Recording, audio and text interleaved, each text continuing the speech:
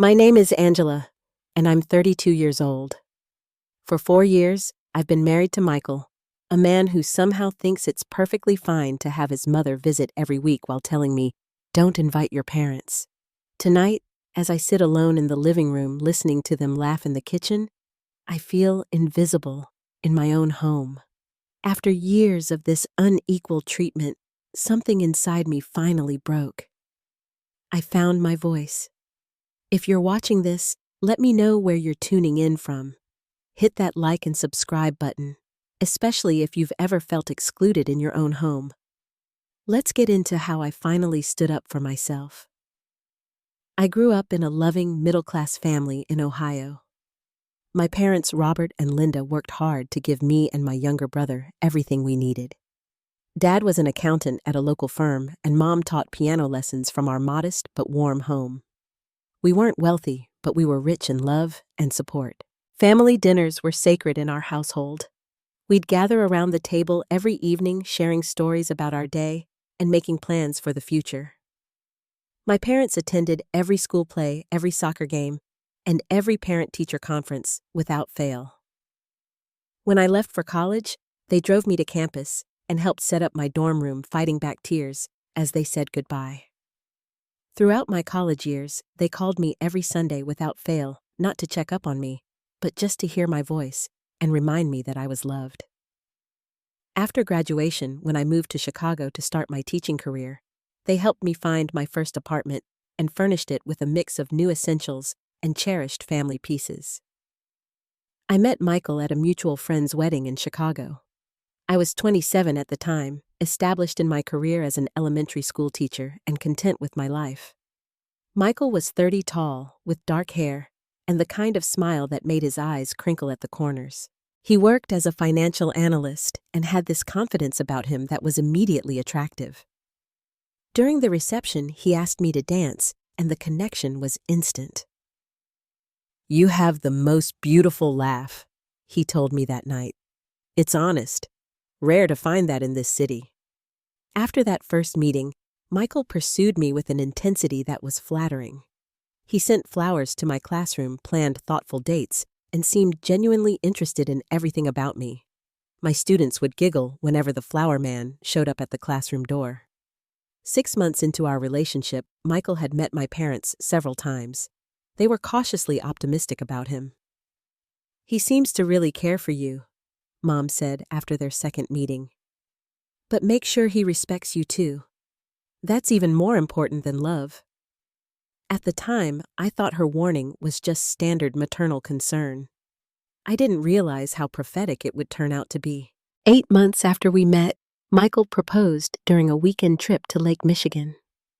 The ring was stunning, a diamond that caught the light in ways that seemed magical. I said yes without hesitation, imagining a future filled with the same love and equality I'd grown up witnessing between my parents. The first sign of trouble came during wedding planning. Michael's mother, Vivian, inserted herself into every decision. She was a stylish, well-preserved woman in her 60s with perfectly coiffed blonde hair and a smile that never quite reached her eyes. She had raised Michael alone after his father left when he was young, a fact she mentioned frequently. "Michael and I have always been a team," she'd say, placing a proprietary hand on his arm. "No one knows what he likes better than his mother." At first, I tried to include her, understanding her importance in Michael's life. But soon, she was changing arrangements we'd already made, insisting on a different venue, criticizing my choice of flowers, and even suggesting that my dress was a bit common. When she said my parents' offer to contribute to the wedding was quaint but unnecessary, as Michael's family would handle things properly, I felt the first real sting of classism. My parents were hurt but said nothing, not wanting to create tension before the wedding. Michael always seemed to defer to his mother's opinions. "She's just excited," he'd tell me when I expressed concern. "And she does have great taste, plus she's paying for most of it. Let's just make her happy, okay?" To keep the peace, I relented on most issues, convincing myself it was just wedding stress and things would settle once we were married. After a lavish ceremony that felt more like Vivian's event than ours, Michael and I began our life together. Our first apartment was a beautiful 2-bedroom in a trendy Chicago neighborhood closer to his office than my school, but I didn't mind the longer commute. We spent weekends exploring the city, trying new restaurants, and planning our future. We talked about having children after a few years once we were more established. Those early days were filled with genuine happiness. Michael's career flourished. He received promotion after promotion, his financial acumen highly valued by his firm. I loved my job teaching 3rd grade, finding profound satisfaction in helping young minds grow. We were building what I thought was a solid foundation. 2 years into our marriage, Michael suggested we buy a house in the suburbs. The timing made sense, and I was excited about having more space and a yard. What I didn't realize until after we'd moved was that our new home was only 15 minutes from Vivian's house and 3 hours from my parents in Ohio. The move marked a shift in our marriage. Vivian began dropping by unannounced, usually when Michael was home, but I was not. I'd return from school to find them in deep conversation that would halt when I entered. Michael's deference to his mother's opinions grew stronger. If Vivian mentioned that a paint color I'd chosen was interesting, Michael would suggest we change it. If she thought a furniture arrangement was cluttered, Michael would rearrange it that same evening. I tried to be understanding. Michael had grown up with just his mother, their bond strengthened by their small family unit. I made excuses for his behavior, telling myself that I was lucky to have a husband who valued family. I wanted our marriage to work, so I swallowed my discomfort and tried to adapt. Looking back, I realize I was already losing pieces of myself, sacrificing my own comfort and needs to maintain harmony. But the worst was yet to come. As we settled into our suburban life, Vivian's weekly visits became a routine that I had no say in establishing. Every Sunday, like clockwork, she would arrive at 11 in the morning and stay until well past dinner. Michael would spend the entire day before cleaning the house to her standards and preparing elaborate meals for her. "Mom loves my beef Wellington," he'd say, spending hundreds of dollars on ingredients and hours in the kitchen. Yet when I suggested inviting my parents for a weekend, his enthusiasm vanished. The first time my parents visited our new home 3 months after we'd moved in, Michael was coldly polite. He answered their questions with one-word responses and found reasons to be busy in another room. My mother had brought her famous apple pie, a recipe passed down through generations in our family. "This is delicious, Linda," I said, taking a second slice. Michael took a small bite and set his fork down. "It's a bit too sweet for my taste, and the crust seems undercooked." The hurt in my mother's eyes was brief but unmistakable. She quickly recovered, saying, "Everyone has different preferences. Next time, I'll make it less sweet." Later that night, after my parents had gone to the guest room, I confronted Michael. "You were rude to my mother about her pie. She worked hard on that." He shrugged. "I was just being honest. Mom's apple tart is lighter and more sophisticated. Maybe your mother could ask her for the recipe." This pattern continued and worsened.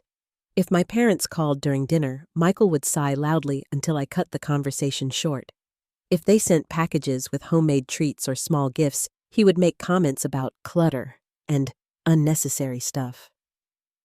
"I just don't see why they need to call so often," he complained after I spent 20 minutes on the phone with my dad discussing a book we'd both read. "We're busy people.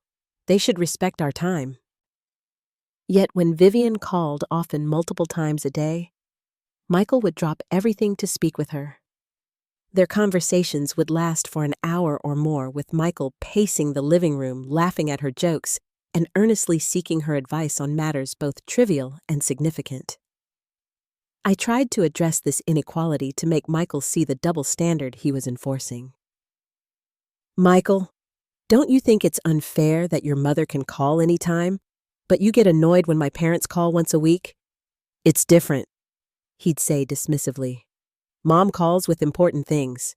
Your parents just want to chat about nothing." To keep peace in my marriage, I began limiting my contact with my own family. I'd call them when Michael was out of the house, speaking quickly and in hushed tones as if I was doing something wrong.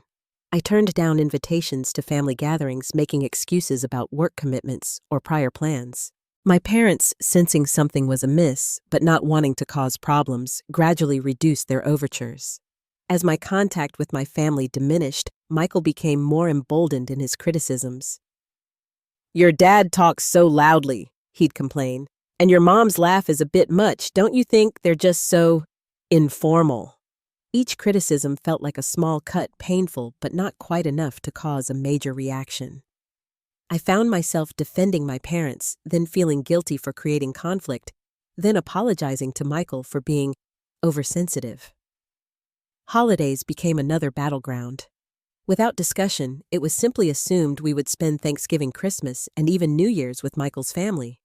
Vivian would host elaborate dinners where I felt more like catering staff than family, relegated to washing dishes, while Michael and his relatives reminisced about events that happened before I was in the picture. The one Christmas we spent with my family early in our marriage, Michael was visibly uncomfortable the entire time.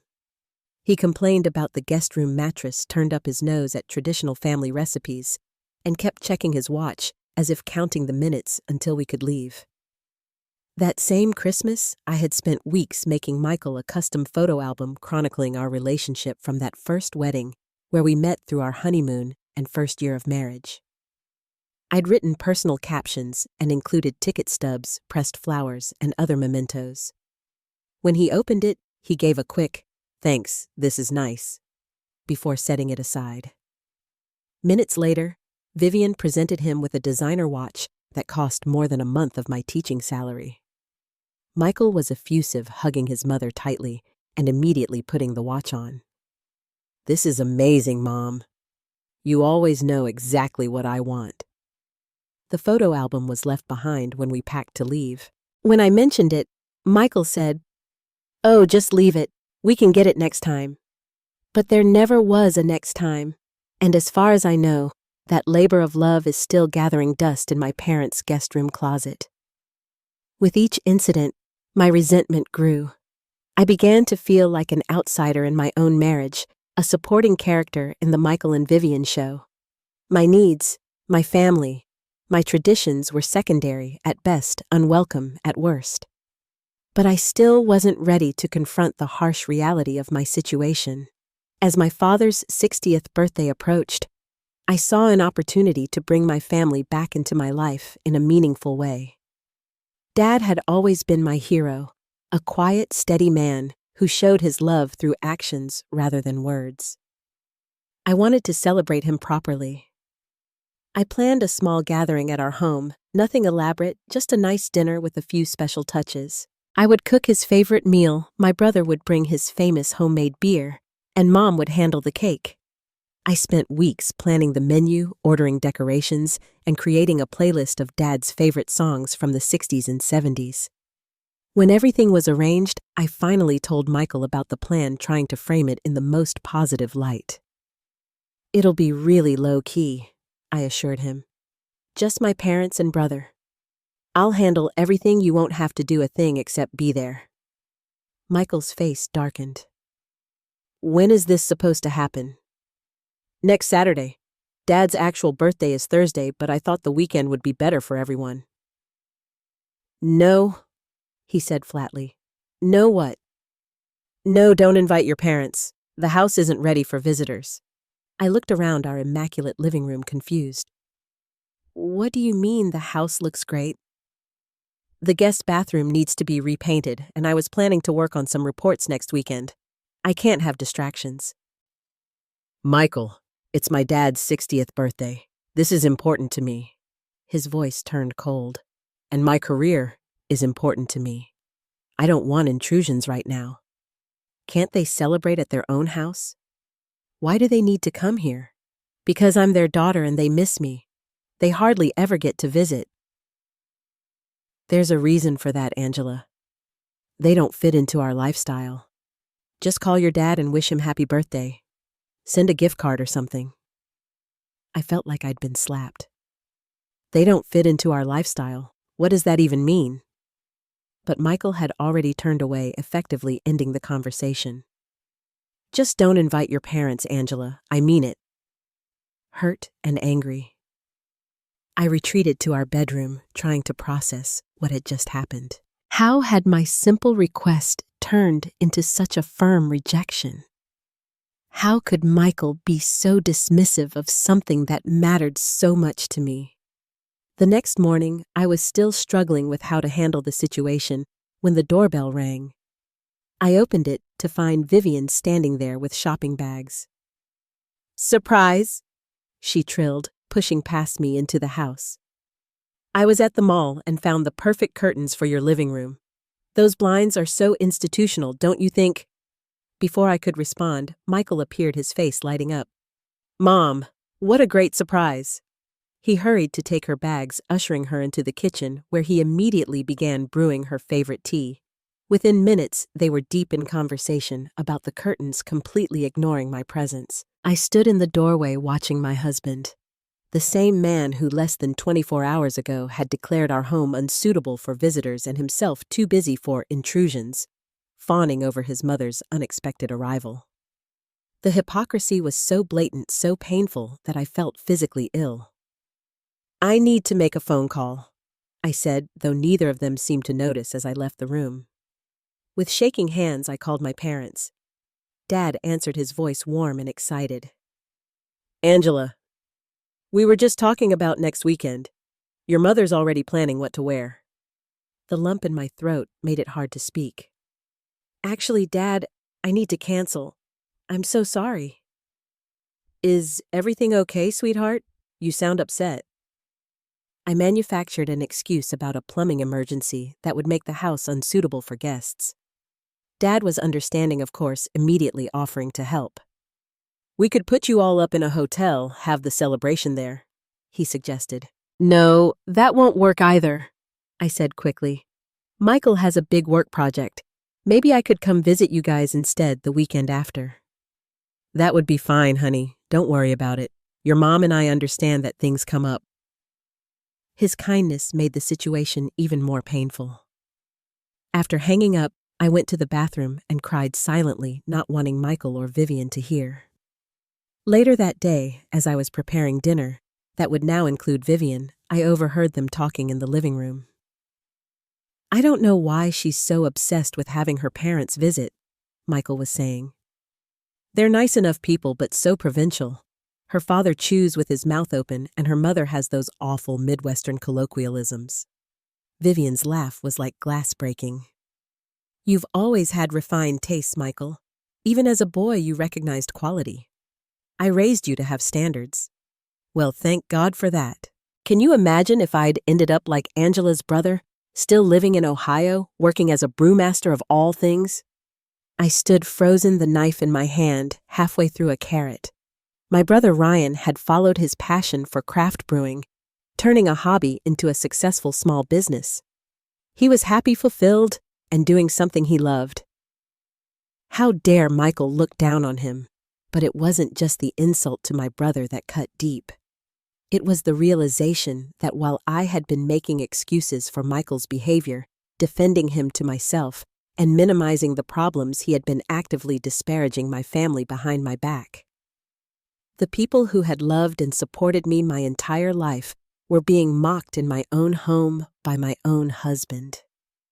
Something broke inside me that day, a dam of patience and understanding and compromise that had been holding back my true feelings. I didn't confront Michael immediately. I was still too shocked, too hurt.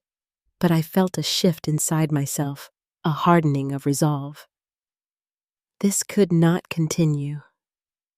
In the weeks following the birthday incident, I began leading a double life. On the surface, I maintained the role of accommodating wife, nodding along to Michael's plans and Vivian's opinions. But internally, I was rebelling. I started visiting my parents without telling Michael. The first time was spontaneous. After a particularly difficult day at school, followed by coming home to find yet another list of Vivian-inspired improvements for our house, I simply got in my car and drove to Ohio. I called Michael from the road, telling him I was attending an emergency teachers conference. "It's a district requirement," I lied. "I'll be back tomorrow evening." He barely asked any questions, too preoccupied with a work presentation to care about the details of my absence. When I arrived at my parents' house, the relief was overwhelming. Mom opened the door, took one look at my face, and enveloped me in a hug that smelled of home and safety. "Whatever it is, you're here now," she said, ushering me inside. That night, sitting at their kitchen table eating Mom's pot roast, I felt like I could breathe for the first time in months. We didn't talk about Michael or my marriage problems. Instead, we caught up on neighborhood news, laughed about old memories, and just enjoyed being together. As I was leaving the next day, Dad hugged me tightly. "You know you can always come home, Angie, for any reason at any time." I nodded, not trusting myself to speak. They knew something was wrong, but they weren't pushing, giving me space to work through it in my own time. That first secret visit opened the floodgates. I began creating regular opportunities to see my parents manufacturing work events and girls' nights out to cover my absences. I told myself it wasn't really lying. It was self-preservation. My relationships with my parents and brother began to heal, the strained awkwardness fading as we reconnected. During one of these visits, I noticed that Dad seemed more tired than usual. When I mentioned it to Mom, she hesitated before explaining that he'd been having some minor heart problems. "The doctor says it's not serious yet, just something to monitor. Blood pressure a bit high, some irregular rhythms. He's on medication now." "Why didn't you tell me?" I asked, upset that I'd been kept in the dark about something so important. Mom's eyes were gentle but sad. "Honestly, Angela, because you seemed so stressed whenever we talked. We didn't want to add to your worries." Her words hit me like a physical blow. My parents had been protecting me even as I'd been withdrawing from them. The realization intensified my determination to rebuild our relationship to be the daughter they deserved. But maintaining my double life was becoming increasingly difficult. Michael started questioning my whereabouts more closely, especially after I nearly slipped up, mentioning something Dad had said during what was supposed to have been a shopping trip. "When did you talk to your dad?" Michael asked, eyes narrowing. "He called while I was out." I improvised quickly. "Just checking in?" Michael didn't look convinced, but he let it go. I knew I needed to be more careful. Around this time, I confided in my friend Sarah, a fellow teacher who had always been direct about her dislike of Michael. Over coffee in her apartment, I poured out everything: the years of inequality, the isolation from my family, the recent discovery of my husband's true opinions. "That's emotional abuse, Angela," Sarah said bluntly. "He's cutting you off from your support system. It's a classic control tactic." "That sounds so extreme," I protested. "He's not abusive. He's just, close to his mother." Sarah gave me a look that was both compassionate and exasperated. "Being close to his mother isn't the problem. The problem is that he's denying you the same connection to your family. He's creating a power imbalance and isolating you. That's not love, it's control." Her words stayed with me, forcing me to reevaluate my marriage from a new perspective. The patterns were undeniable once I started looking for them. The double standards, the gradual erosion of my independence, the subtle put-downs that made me question my own judgment. I began to understand that what I had been accepting as normal was actually deeply unhealthy, and with that understanding came a growing certainty that something needed to change. I couldn't continue living this divided life, torn between keeping the peace and honoring my own needs. The tipping point came when my mother gave me an old family photo album during one of my secret visits. It contained pictures from my childhood school events, where my parents sat beaming in the audience, family vacations, where we all looked sun-kissed and happy. "I thought you might want to have this," Mom said, "to remember where you come from." Looking through those photos, seeing the love and support that had shaped me, I felt a surge of both gratitude and grief. I had allowed my connection to these wonderful people to be damaged because of Michael's arbitrary rules. I had been complicit in my own isolation.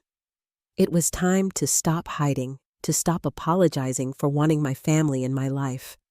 It was time to stand up for myself. After my revelation with the photo album, I made a decision that I knew would change the course of my marriage one way or another. I invited my parents to our home for the following weekend without consulting Michael first. "We'd love to come," Mom said when I called, her voice cautiously optimistic. "Are you sure it's a good time?" "It's the perfect time," I assured her, more confident than I felt. "I miss you both, and it's been too long since you've been here." The excitement in their voices as we made plans only strengthened my resolve. They deserved to be welcomed in my home, to be part of my life without restrictions or judgment.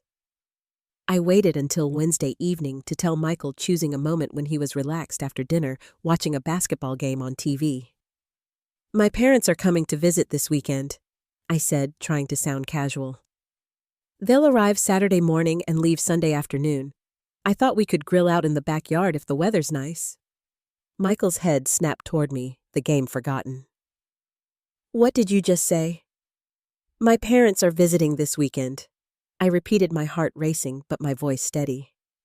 "It's been almost a year since they've been here, and I miss them." "You invited them without asking me first." His voice rose with each word. "After I specifically told you I didn't want them here. You told me not to invite them for my dad's birthday, which was 2 months ago. This is different." "How is it different?" he demanded, standing up now. "It's still your parents invading our space." The word invading made something snap inside me. "This is my home too, Michael. My family is not an invasion." What followed was our worst argument ever. Michael accused me of being selfish, disrespectful, and deliberately provocative. I countered with examples of the countless times I had accommodated Vivian without complaint. Voices were raised, old grievances unearthed. "If you can't see how different these situations are, then I don't know what to tell you," Michael finally said, grabbing his keys. "I won't be here this weekend. I refuse to participate in this rebellion of yours." "Where are you going?" I asked, though I already knew the answer. "To my mother's.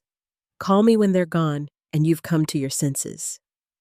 The front door slammed behind him, leaving me standing alone in our living room, shaking with adrenaline and emotion. Despite the conflict, I felt a strange sense of relief. I had finally stood up for myself, refused to back down. Whatever happened next, I had found my voice. The next day, my phone rang while my students were at recess. It was Vivian. "Angela," she said, her voice sharp with disapproval. "What do you think you're doing?" "Hello, Vivian," I replied, trying to remain calm. "I assume Michael is staying with you." "Of course he is. He's extremely upset about your behavior. Inviting your parents without consulting him? That's not how a marriage works." "Isn't it?" I asked. "Because Michael invites you over all the time without asking me first." There was a brief silence before Vivian continued, her voice colder. "That's different. I'm his mother. And they're my parents, the people who raised me, who love me unconditionally." "You're being childish," she snapped. "Michael works hard to provide you with a beautiful home and lifestyle. The least you could do is respect his wishes regarding guests." "My parents are not guests, Vivian. They're family. And if Michael truly respected me, he wouldn't try to keep me from them."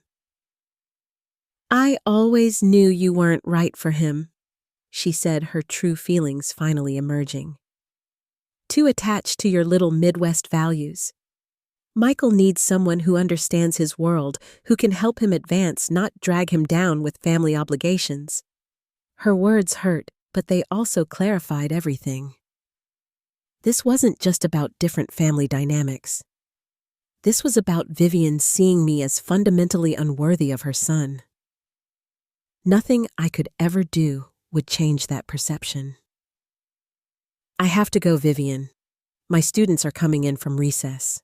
Please let Michael know that my parents will be leaving Sunday afternoon if he'd like to avoid them entirely." I hung up before she could respond, my hands trembling, but my resolve stronger than ever. Saturday morning arrived, and with it, my parents.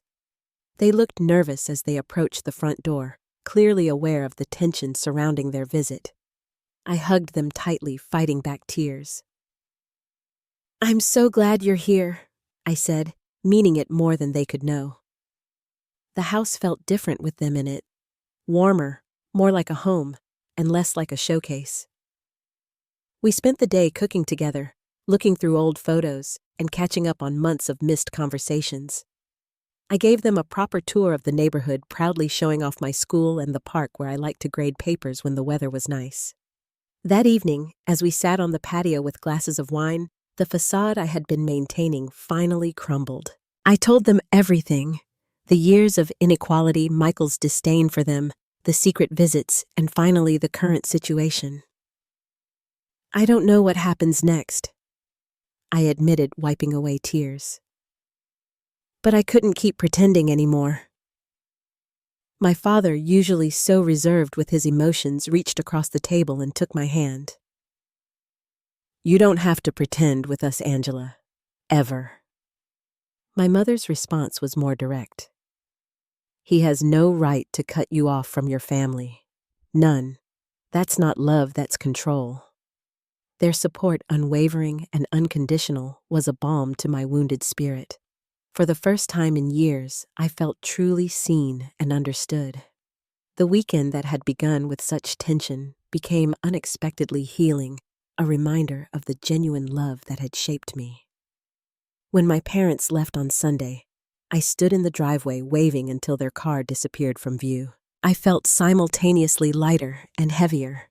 Lighter from the relief of honesty, heavier with the knowledge that my marriage was at a crossroads. Michael returned home that evening, cold and distant. He barely acknowledged my presence, heading straight to the guest room where he would sleep for the next several weeks. The battle lines had been drawn, and neither of us was willing to retreat. After the weekend with my parents, Michael and I entered a Cold War phase of our marriage. We existed in the same space, but barely interacted beyond necessary logistics. He left for work earlier and came home later. I threw myself into my teaching and spent more time with Sarah and other friends I had neglected during my marriage. Vivian, however, increased her presence. She began arriving unannounced almost daily, often using her key to enter when neither of us was home. I would return from school to find evidence of her visits: a rearranged bookshelf, a different candle on the mantel, once even a complete change of throw pillows on the sofa. More disturbing were the times I came home to find her and Michael deep in conversation that would abruptly stop when I entered. They were clearly discussing me making plans that didn't include me. I felt like a stranger in my own home, an unwelcome intruder in my own marriage. 3 weeks after my parents' visit, the situation came to a head. I was in my classroom preparing for the next day's lessons when my phone rang. It was my mother, her voice tight with worry. "Your father's in the hospital. He collapsed at work. The doctors think it might be his heart." My own heart seemed to stop. "How bad is it? Should I come now?" "They're running tests. It might be nothing serious, but—" Her voice broke. "I'm scared, Angela." "I'm on my way," I promised. "Text me the hospital info. I'll be there as soon as I can." I quickly packed up my things, notified the principal of the family emergency, and rushed home to grab an overnight bag. To my surprise, Michael's car was in the driveway. He rarely came home this early. I found him in the kitchen with Vivian looking at paint swatches. "Michael, I need to go to Ohio. Dad's in the hospital. They think it might be his heart." Michael barely looked up. "That's too bad. Hope it's nothing serious." His casual dismissal of my clearly urgent situation stunned me. "I need to leave now. I might be gone for a few days depending on how he's doing." "You can't just abandon your classes," he said finally, giving me his attention. "What about your students?" "I've already notified the principal. They'll get a substitute." Vivian inserted herself into the conversation. You know, Angela rushing off might be an overreaction. These things often turn out to be nothing. My brother thought he was having a heart attack once, and it was just indigestion. I stared at her in disbelief. My father collapsed at work and is in the hospital. This isn't indigestion. Still, Michael said, driving 3 hours when you're upset isn't safe. Why don't you wait until we know more? There is no we in this situation, Michael. He's my father, and I'm going. Now. I turned to leave, but Michael's next words stopped me.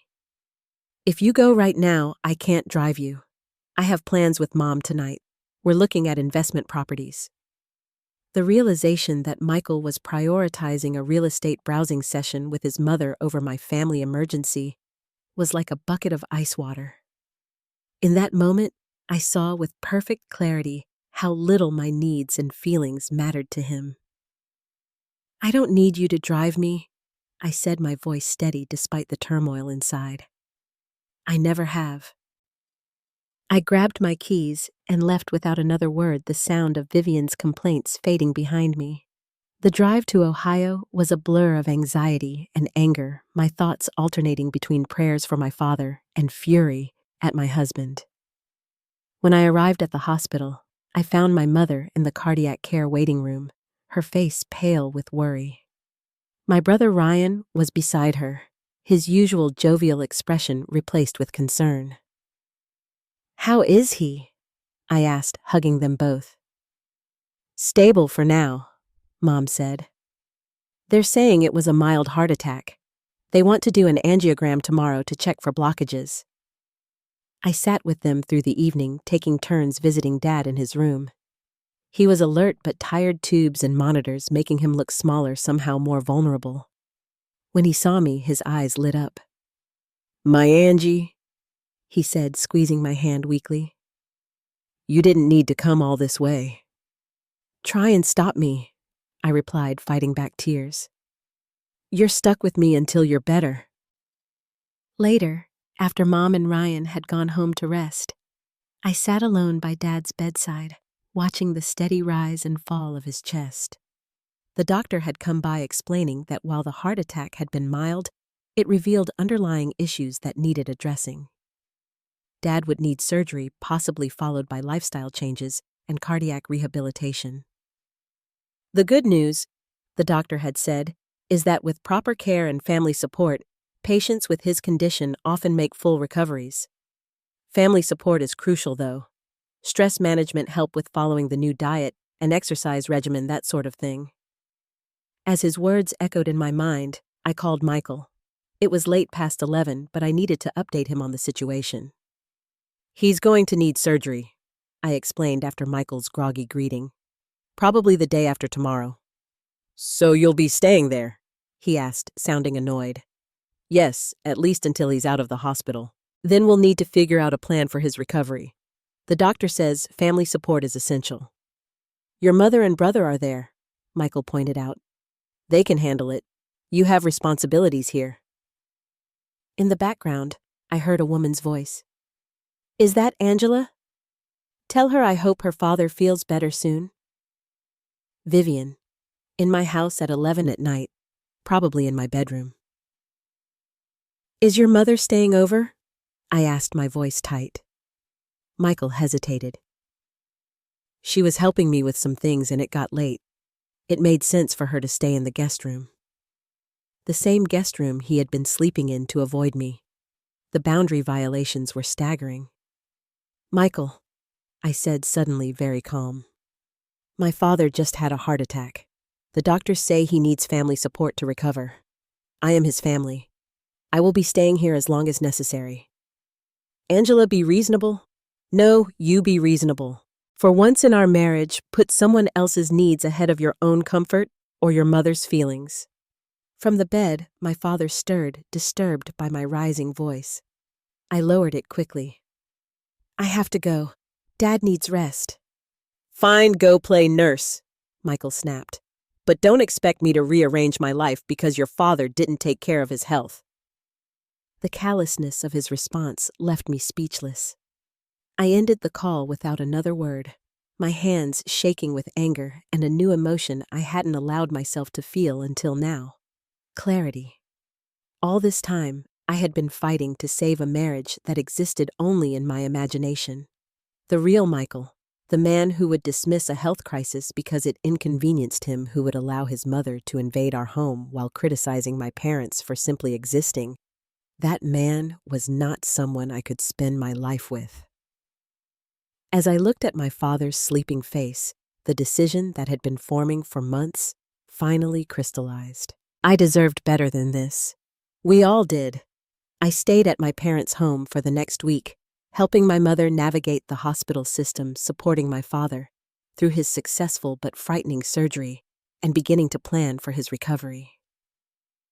Michael called only once more during that time, a brief perfunctory check-in that felt more like a courtesy than genuine concern. When I finally returned home, I was a different person, stronger, clearer, and ready for whatever came next. After a week away, I returned to a house that no longer felt like my home. The first thing I noticed was that the living room had been rearranged. The bookshelves that had held my teaching awards and family photos were now filled with art books I'd never seen before. The comfortable throw blanket I loved to curl up with while grading papers was gone, replaced by a stiff decorative one in Vivian's preferred color palette. But the most shocking change was in my home office. The room where I planned lessons and wrote feedback on student work had been completely transformed. My desk was gone, replaced by an ornate vanity. My filing cabinet had disappeared. The walls, once a cheerful yellow I had painstakingly painted myself, were now a cold, austere gray. I stood in the doorway trying to process what I was seeing when I heard voices from the kitchen. Michael and Vivian, of course.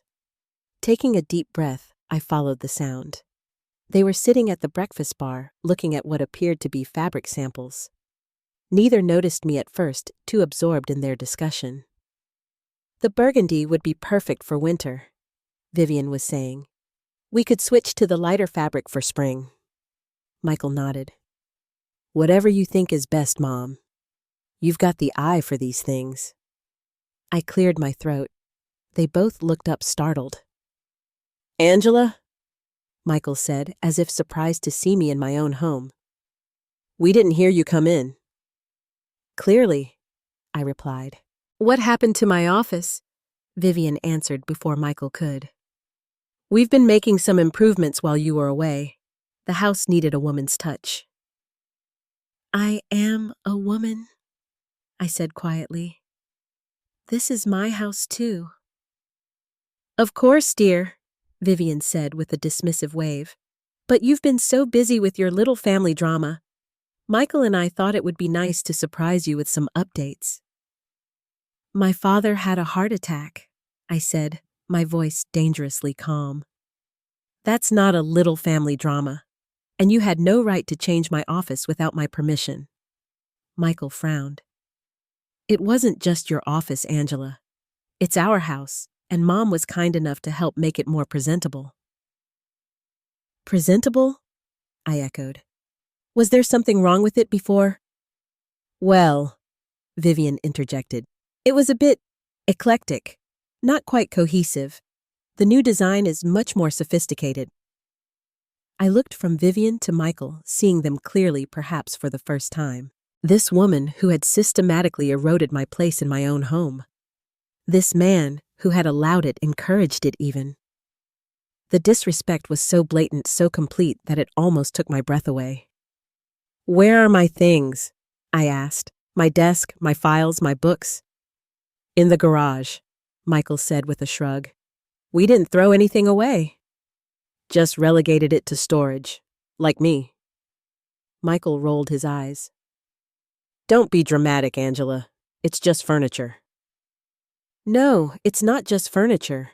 It's my space, my home, my life that you two have been systematically dismantling for years.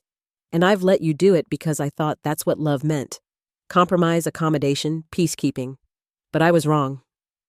I took a step toward them, my voice gaining strength with each word. Love doesn't mean erasing yourself to make someone else comfortable. It doesn't mean accepting disrespect and inequality. And it certainly doesn't mean allowing your spouse's mother to redecorate your office while you're taking care of your sick father. Michael's face hardened. If you're going to be unreasonable. I'm not being unreasonable, I exclaimed, years of suppressed anger finally breaking free. I'm setting boundaries, something I should have done years ago. I turned to Vivian. From the moment I entered Michael's life, you've treated me as an intruder, an inconvenience to be tolerated at best.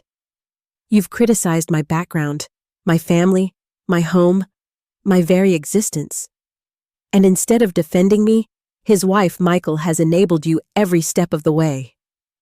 Vivian's face flushed with anger. How dare you speak to me that way, after everything I've done for you both? What exactly have you done for me?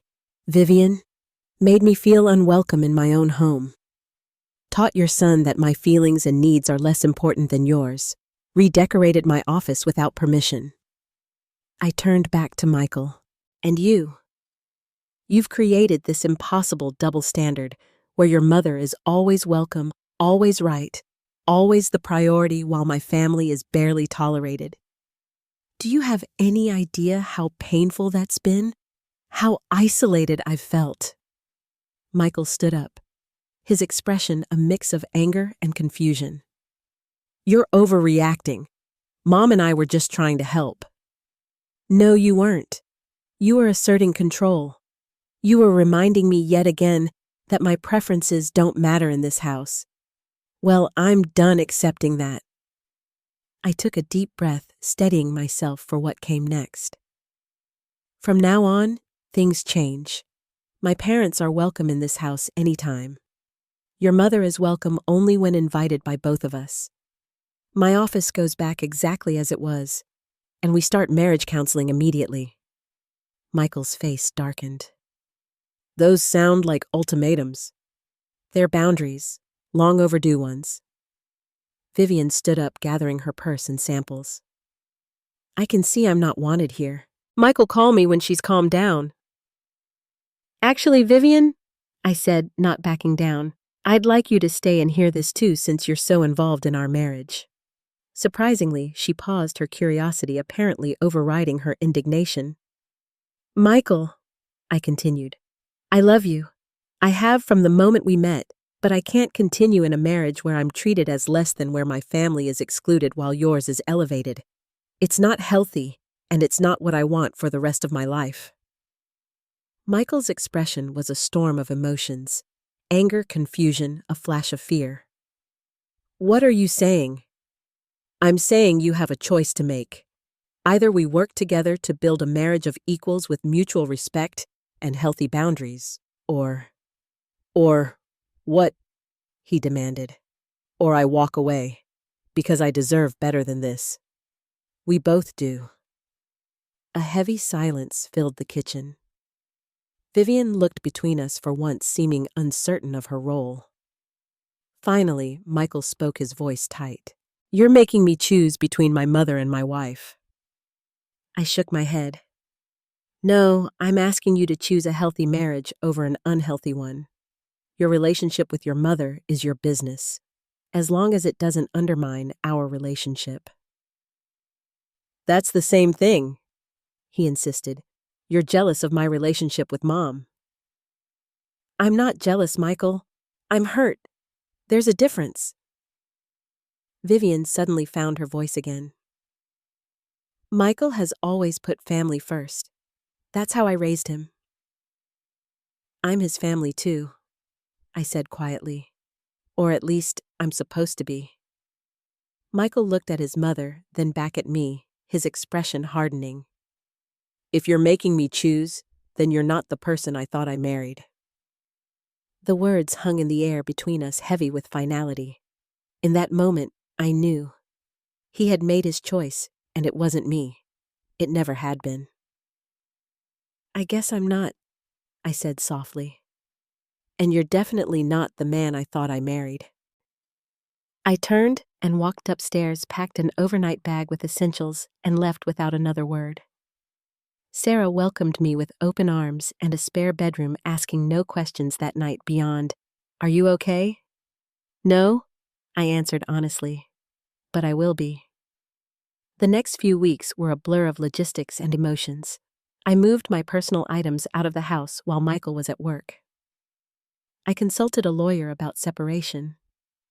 I found a small apartment I could afford on my teacher's salary. I cried, I raged, I mourned the marriage I had thought I had. Michael oscillated between anger and regret. Some days he would call, begging me to come home, promising things would be different. Other days, he would send cold, legalistic emails about dividing assets. Vivian, I heard through mutual acquaintances, was telling everyone who would listen that I had abandoned her son after a mental breakdown. Through it all, my parents and Ryan were my rocks. Despite Dad's recovery, they made time to help me move to listen when I needed to talk, to remind me that I was loved unconditionally. Sarah became the sister I never had, fierce in her support and uncompromising in her insistence that I deserved better. A month into our separation, Michael showed up at my apartment unannounced. He looked terrible. Unshaven clothes, rumpled dark circles under his eyes. "Can we talk?" he asked when I opened the door. I let him in, maintaining a careful distance. We sat across from each other at my small kitchen table, the silence stretching between us. "I miss you," he finally said. "I miss the idea of us," I replied honestly. "The partnership I thought we had." "We could have that again. I could try harder." "It's not about trying harder, Michael. It's about fundamental respect. Do you understand why I left?" He looked down at his hands. "Because of my mother. Because you consistently prioritized your mother's feelings and comfort over mine. Because you created a marriage where my family was unwelcome while yours had unlimited access. Because when I finally stood up for myself, you saw it as betrayal rather than self-respect." Michael was quiet for a long moment. "I never saw it that way." "I know. That's part of the problem." "What can I do?" he asked, and for the first time I heard genuine confusion in his voice. "I don't know if there's anything you can do now," I admitted. "Some wounds run too deep, but if you really want to understand, you might consider talking to someone, a therapist who specializes in family dynamics. This isn't just about our marriage. It's about patterns that were established long before I came into the picture." To my surprise, Michael nodded. "I've actually started seeing someone. Just a few sessions so far, but it's been eye-opening." A small spark of hope flickered in my chest, but I was cautious. "That's good. I'm glad." "She says I have boundary issues with my mother," he continued, a hint of his old defensiveness creeping in. "I'm not sure I agree with everything, but I'm listening." "That's a start," I said softly. As Michael left that day, he paused at the door. "Is it too late for us?" I couldn't lie to him. "I don't know, Michael. I really don't." The truth was, I wasn't sure if our marriage could be saved. The damage was extensive, the trust severely broken. But I was certain of one thing: I would never again accept a relationship where I was made to feel less than, where my family was marginalized, where my needs were secondary. In the years since that conversation, I've rebuilt my life piece by piece. My apartment has become a home decorated exactly as I like it. I'm teaching full-time again, finding joy in my students' growth. I volunteer at a women's shelter on weekends, helping others recognize the signs of unhealthy relationships. Most importantly, I spend regular quality time with my parents and Ryan, treasuring each moment, especially as Dad continues his recovery. Michael has continued therapy, a fact that surprised and impressed me. We meet occasionally for coffee, cautious conversations that sometimes reveal glimpses of the man I fell in love with. He's established some boundaries with Vivian. Small ones, but significant. Recently, he mentioned that he told her she couldn't use her key to his new apartment without calling first. "She didn't take it well," he admitted with a rueful smile. But I held my ground. Whether these changes are enough to rebuild our relationship, I don't yet know. What I do know is that I will never again shrink myself to fit someone else's expectations. I will never again allow my family to be treated as second class. I will never again swallow my truth to keep the peace. Because sometimes the most powerful thing you can do is to finally answer back. To say no more. To choose yourself when no one else will. Families are made by love, not control. And love, real love, makes room for everyone at the table. Have you ever had to set boundaries with in-laws or a partner who didn't respect your family? Drop a comment below and share your experience. If this story resonated with you, please hit the like button, subscribe to hear more real-life stories, and share with someone who might need encouragement to find their voice. Thank you for listening to my journey.